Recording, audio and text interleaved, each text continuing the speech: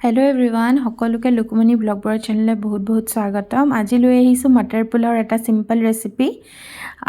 বলক ৰেচিপিটো চাওঁ আৰু যি সকলে নতুনকৈ চেনেলটো চাই আছে প্লিজ চেনেলটো সাবস্ক্ৰাইব কৰি দিব, লগতে বেল আইকনটো টিপি দিলে আহিবলগীয়া ভিডিঅ'সমূহৰ প্ৰথমতে নটিফিকেশনটো পাই যাব আৰু ভিডিঅ'টো চাব পাৰিব।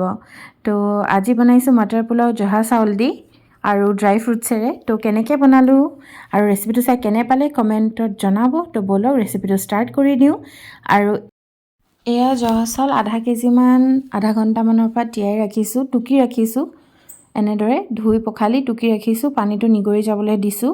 আৰু লগতে এটা ফুল নহৰু আৰু আধা টুকুৰা আদা পেষ্ট বনাই লৈছোঁ। আৰু এয়া 5-6টামান জলকীয়া টুকুৰা টুকুৰকৈ কাটি লৈছোঁ। ফ্ৰেছ মটৰ গুচাই লৈছোঁ, আধা পোৱামান মটৰ হ'ব দেই এইখিনি। আৰু লগতে এয়া কাজু 10-12টামান কাজু গৰম পানীত তিয়াই ৰাখিছোঁ কোমলিবলৈ। আৰু এজোপা সৰু সৰু ধনিয়া পাত কুটি লৈছোঁ। আৰু এই ৰেচিপিটো কমপ্লিট ঘিউতে বনাব, তেতিয়া খুব ভাল হয় টেষ্টটো। আৰু এয়া এটা কেৰাহীত 2-3 চামুচমান ঘি দি দিছোঁ। ঘিখিনি অলপমান গৰম হৈ আহোঁতে ইয়াতে গৰম মছলা দি দিম, গোটা তেজপাত, ইলাচি, লং, ডালচিনি এইকেইটা দি দিছোঁ। এয়া ধুনীয়াকৈ গৰম মছলাখিনি ঘিউত দিলে বৰ ধুনীয়া ফ্লেভাৰ এটাও আহে ন। আৰু এইখিনি অকণমান কালাৰটো চেঞ্জ হোৱাৰ লগে লগে ইয়াতে গোটা জিৰা কেইটামান দি দিছোঁ। এয়া গোটা জিৰা কেইটামান ফুটিবলৈ দিছোঁ।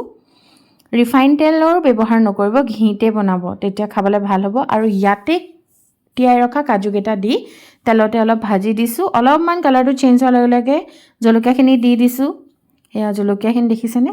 ইয়াতে এতিয়া জলকীয়াখিনি অকণমান হেৰি হোৱাৰ পিছতে ইয়াতে মটৰখিনি দি দিম। যিখিনি মটৰ আমি গুচাই ৰাখিছিলোঁ সেই মটৰখিনি দি অলপমান ভাজি ল'ম।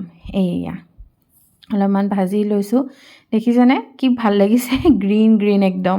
ইয়াতে এতিয়া আদা নহৰু পেষ্টটো দি দিছোঁ। পেষ্টটো যিখিনি বনাই লৈছিলোঁ 2-3 চামুচ যিখিনি হৈছে সেইখিনি পেষ্টটো দি দিছোঁ। আৰু গেছৰ ফ্লেমটো ল' ৰাখিছোঁ দেই, নহ'লে জ্বলি যাব, মটৰটো ফুটি আহে ন কেতিয়াবা তেনেকৈ।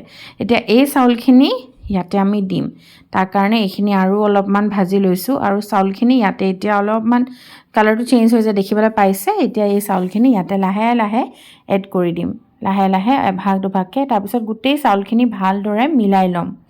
আপোনালোকে এই কেৰাহীটো গোটেই ৰেচিপিটো বনাব পাৰে হা, কিন্তু মই কি কৰিম প্ৰেছাৰ কুকাৰলৈ ট্ৰান্সফাৰ কৰি দিম।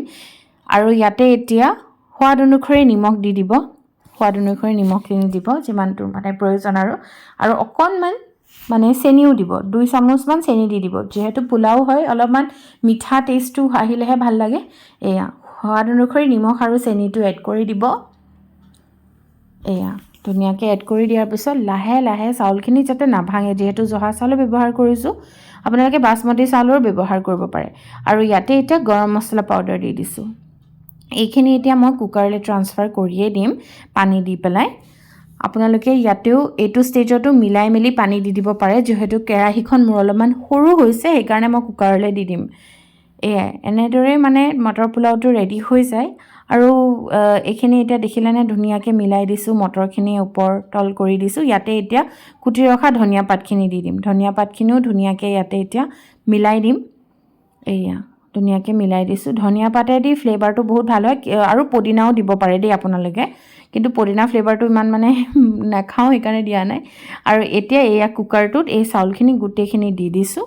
তাৰপিছতে ইয়াতে জাষ্ট দুবুকৈ চাউলখিনি দুবাকৈ গৰম পানী ব্যৱহাৰ কৰি এটা হুইচেল অহাৰ পিছত নমাই ৰাখি দিব। আমাৰ ধুনীয়াকৈ মটৰ পোলাওৰ ৰেচিপি ৰেডি হৈ যাব। ৰেচিপিটো চাই কেনেকুৱা পালে কমেণ্ট কৰি জনাব আৰু বনাব, খাব।